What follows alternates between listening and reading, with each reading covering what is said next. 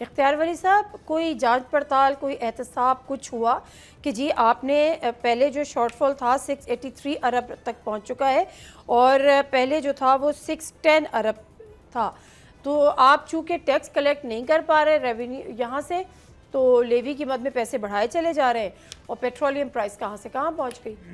نہیں، ایسا بالکل بھی نہیں ہے. جو اچھا برادر میرے بھائی ہیں چھوٹے علی پرویز ملک صاحب نے جو بات کی ہے وہ درست فرما رہے ہیں. And action has been taken, اور پرائم منسٹر نے خود اس کا نوٹس لیا تھا. انہوں نے اس پہ انتہائی ناراضگی کا اظہار کیا تھا. میں خود اس میٹنگ میں بیٹھا ہوا تھا جس میں یہ ساری چیزیں ڈسکس ہوئی تھی، اور اس میں پرائم منسٹر نے اس کا نوٹس لے کر ایون بڑے سینئر بیوروکریٹس اور کچھ وزراء کی ٹھیک ٹھاک باقاعدہ سرزنش بھی کی گئی تھی، اور میں اس کا خود وٹنس ہوں. جہاں تک بات ہے ایکشن ٹیکن کی، تو وہ چیز چل رہی ہے. جیسے وہ کمیٹی اپنا رپورٹ دے دے گی تو میرے خیال میں شہباز شریف وہ پرائم منسٹر ہے نہیں جو کسی کو اسپیئر کر اور دے. یہ رپورٹ کب دے گی جس سر نے جرم کمیٹی؟ کیا ہوتا ہے، یہ میں am not the member of committee, تو آئی ڈونٹ نو کہ اس کا ہمارے کیا، جو لیکن کلچر ہے نا، کہتے ہیں جس چیز کو آپ نے ڈیلے کرنا اس پہ ایک کمیٹی بنا دو اور پھر اس کا آپ انتظار کرتے رہو. ہمارے ہاں تو کلچر اور بھی بہت سارے ہیں کہ کوئی اچھا کام اگر ہو رہا ہو تو اس کی آپ نے بات ہی نہیں کرنی. ہمارے ہاں تو یہ بھی کلچر ہے کہ ہم یہ بات تو کرتے ہی نہیں ہے کہ انڈیا میں سر جب پیٹرول پمپس جو اکاؤنٹیبلٹی ہیں، نہیں ہوگی تو پھر جب بات تو ہوگی. پیٹرول پمپس نہیں، بات تو کر رہے ہیں نا، لیکن میں تو بات ہی کی بات کر رہا ہوں. میں اکاؤنٹیبلٹی کی تھوڑی بات کر رہا ہوں کہ انڈیا میں پیٹرول پمپس خشک ہو گئے، انڈیا میں گیس ناپید ہو چکی ہے. وہاں وہ بھی آپ کا پڑوسی ملک ہے نا.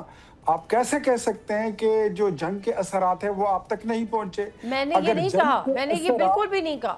بہن ذرا مجھے تو مدعا جی مجھے سر، بنانے جی دو. سر. دیکھیں، جب جنگ کے اثرات یورپ تک پہنچ چکے ہیں، وہ لوگ ان کی اکانومی جو ہے ای یو گروپ کی وہ تہو بالا ہو چکی ہے، تو آپ کون ہیں؟ آپ تو ایران کے پڑوس میں پڑے ہوئے لوگ ہیں. آپ کی تو آنگن میں آگ لگی ہوئی ہے. آپ کیسے اس سے بچ سکتے ہیں؟ اس کے باوجود آپ کے پیٹرول پمپس ڈرائی نہیں ہوئے، اس کے باوجود آپ کو پیٹرول کبھی نہ ملنے کی آواز سنائی نہیں دی. آپ کو ڈومیسٹک کنزیومر کو ابھی تک گیس مل رہی ہے، باوجود اس کے کہ گیس جو ہے اس کی پہلی امپورٹ ابھی آ رہی ہے جنگ کے بعد 4 تاریخ کو پہنچ رہی ہے. جو سہیل آفریدی صاحب کی آپ نے بات کی وہ سی این جی کے بارے میں، تو وہ آدھی آیت پڑھتے ہیں. یہ ان کی عادت ہے، ایاک نعبد و ایاک نستعین، بس آگے نہیں پڑھتے، ولدوالین تک نہیں جاتے. امر بالمعروف نہی عن المنکر نہیں بولیں گے.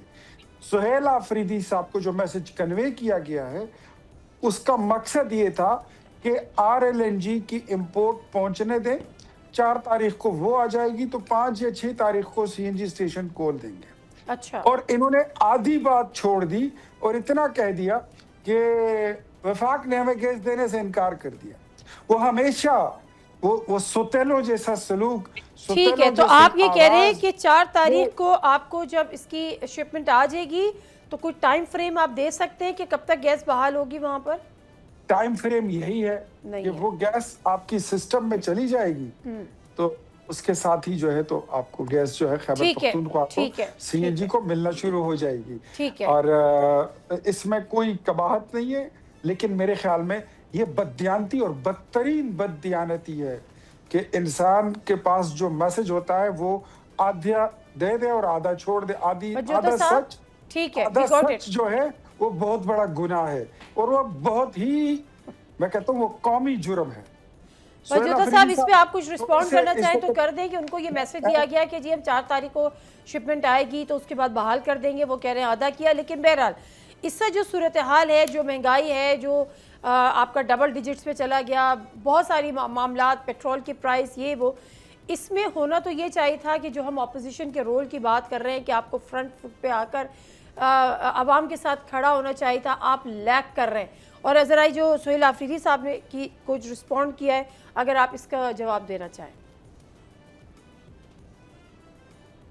دیکھیں، اختیار ولی صاحب نے بات کی ہے کہ جو مہنگائی ہے وہ اس جنگ کے بعد سٹارٹ ہوئی اور اس سے پہلے جو ہے وہ مہنگائی نہیں تھی، مہنگائی کنٹرول ہو گئی تھی. تو میں آپ کے سامنے فگر رکھ دیتا ہوں، فگر اینڈ فیکٹس کی بات کروں گا کہ عمران خان کے دور کے اندر आटे की कीमत जो है वो 1160 रुपए थी और उस जब ये जंग से पहले का मामला है उस वक्त तकरीबन जो है 6000 रुपए का जो है वो गट्टू मिलता था, यानी 2700 2800 3000 तक आधा मन जो है वो आटा मिलता था। इसी तरह मुर्गी की कीमत 287 रुपए थी, फिर 700 रुपए तक पहुंच गई, जंग के पहले की बात है। इसी तरह दाल माई 270 रुपए थी जो बाद में 456 तक पहुंच गई, दूध 116 का था जो 220 का होगा, अंडे दर्जन 135 के थे जो 300 तक पहुंच गए। इसी तरह चीनी जो है 87 रुपए की थी जो 200 तक पहुंच गई। और आप इस पे प्रोग्राम भी करते रहे कि किस तरह चीनी जो है उसकी सर कीमतें बढ़ी हम हैं, तो किस जो तरह करना था इसमें वो करते लोगों ने रहे, करप्शन बहैसियत किए। इसी तरह अपोजिशन पेट्रोल पार्टी जो था, आप कहाँ खड़े पेट्रोल जो थे? था, सुन लीजिए ना, हम यही बात कर रहे हैं ना, पेट्रोल 150 रुपए था चलें। और इन्होंने जो है 263 मुझे ब्रेक लेने दें, मुझे ब्रेक लेने दें, मुझे बिजली के यूनिट्स जो हैं वो भी 16.9 तक पहुंचा था जो बाद में 35 रुपए। और आज सूरत हाल ये है कि जितने यूनिट ज्यादा सर्व होते हैं उस हिसाब से अपनी मर्जी से चार्ज करते हैं, जगह टैक्स लगाए हुए हैं। इख्तियार वली साहब, कोई जांच पड़ताल, कोई एहतसाब कुछ हुआ कि जी आपने पहले जो शॉर्टफॉल था 683 अरब तक पहुंच चुका है और पहले जो था वो 610 अरब था, तो आप चूँकि टैक्स कलेक्ट नहीं कर पा रहे रेवेन्यू यहाँ से, तो लेवी की मद में पैसे बढ़ाए चले जा रहे हैं और पेट्रोलियम प्राइस कहाँ से कहाँ पहुँच गई? नहीं, ऐसा बिल्कुल भी नहीं है। जो बिरादर मेरे भाई हैं छोटे अली परवेज मलिक साहब ने जो बात की है वो दुरुस्त फरमा रहे हैं and action has been taken और प्राइम मिनिस्टर ने खुद इसका नोटिस लिया था। उन्होंने उस पर इंतहाई नाराज़गी का इजहार किया था। मैं खुद उस मीटिंग में बैठा हुआ था जिसमें ये सारी चीज़ें डिस्कस हुई थी और उसमें प्राइम मिनिस्टर ने उसका नोटिस लेकर इवन बड़े सीनियर ब्यूरोक्रेट्स और कुछ वज़रा की ठीक ठाक बाकायदा सरजनिश भी की गई थी और मैं इसका खुद विटनेस हूँ। जहाँ तक बात है एक्शन टेकन की, तो वो चीज़ चल रही है। जैसे वो कमेटी अपना रिपोर्ट दे देगी तो मेरे ख्याल में शहबाज शरीफ वो प्राइम मिनिस्टर है नहीं जो किसी को स्पेयर करे। और ये रिपोर्ट कब देगी जिसने सर जुर्म कमेटी? किया होता है, ये मैं I am not the member of committee, तो आई डोंट नो। हमारे यहाँ जो कल्चर है ना, कहते हैं जिस चीज़ को आपने डिले करना उस पर एक कमेटी बना दो और फिर उसका आप इंतज़ार करते रहो। हमारे यहाँ तो कल्चर और भी बहुत सारे हैं कि कोई अच्छा काम अगर हो रहा हो तो उसकी आपने बात ही नहीं करनी। हमारे यहाँ तो ये भी कल्चर है कि हम ये बात तो करते ही नहीं है कि इंडिया में सर जब अकाउंटेबिलिटी नहीं होगी तो फिर बात तो होगी। जब नहीं, बात तो कर रहे हैं ना, लेकिन मैं तो बात ही की बात कर रहा हूँ, मैं अकाउंटेबिलिटी की थोड़ी बात कर रहा हूँ कि इंडिया में पेट्रोल पंप्स खुश्क हो गए, इंडिया में गैस नापेद हो चुकी है। वहाँ वो भी आपका पड़ोसी मुल्क है ना, आप कैसे कह सकते हैं कि जो जंग के असरात है वो आप तक नहीं पहुंचे? मैंने ये नहीं कहा, मैंने ये बिल्कुल भी नहीं कहा। बहन जरा मुझे तो मुद्दा जी सर, जी सर। देखिए, जब जंग के असरात यूरोप तक पहुंच चुके हैं, वो लोग उनकी इकोनॉमी जो है ईयू ग्रुप की वो तहवाला हो चुकी है, तो आप कौन है? आप तो ईरान के पड़ोस में पड़े हुए लोग हैं, आपकी तो आंगन में आग लगी हुई है, आप कैसे उससे बच सकते हैं? इसके बावजूद आपके पेट्रोल पंप्स ड्राई नहीं हुए, उसके बावजूद आपको पेट्रोल कभी ना मिलने की आवाज सुनाई नहीं दी, आपको डोमेस्टिक कंज्यूमर को अभी तक गैस मिल रही है, बावजूद इसके कि गैस जो है उसकी पहली इंपोर्ट अभी आ रही है जंग के बाद 4 तारीख को पहुंच रही है। जो सुहेल अफरीदी साहब की आपने बात की वो उस सीएनजी के बारे में, तो वो आधी आयत पढ़ते हैं, ये इनकी आदत है, इय्याका नअबुदु व इय्याका नस्तईन, बस आगे नहीं पढ़ते, वलद वालिन तक नहीं जाते, अमर बिल मारूफ नहीं अनिल मुनकर नहीं बोलेंगे।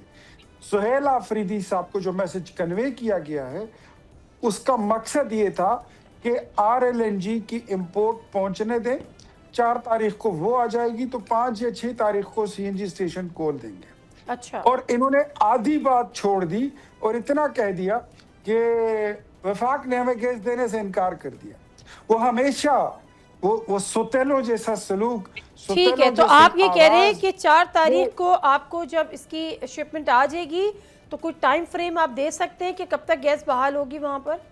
टाइम फ्रेम यही है कि वो गैस आपकी सिस्टम में चली जाएगी तो उसके साथ ही जो है तो आपको गैस जो है खैबर पख्तूनख्वा को सीएनजी को मिलना शुरू हो जाएगी। ठीक है। और इसमें कोई कबाहत नहीं है, लेकिन मेरे ख्याल में ये बददियानती और बदतरीन बददियानती है कि इंसान के पास जो मैसेज होता है वो आधा दे दे और आधा छोड़ दे, आधा सच ठीक है, आधा we got सच जो है वो बहुत बड़ा गुनाह है और वो बहुत ही, मैं कहता हूँ वो कौमी जुर्म है।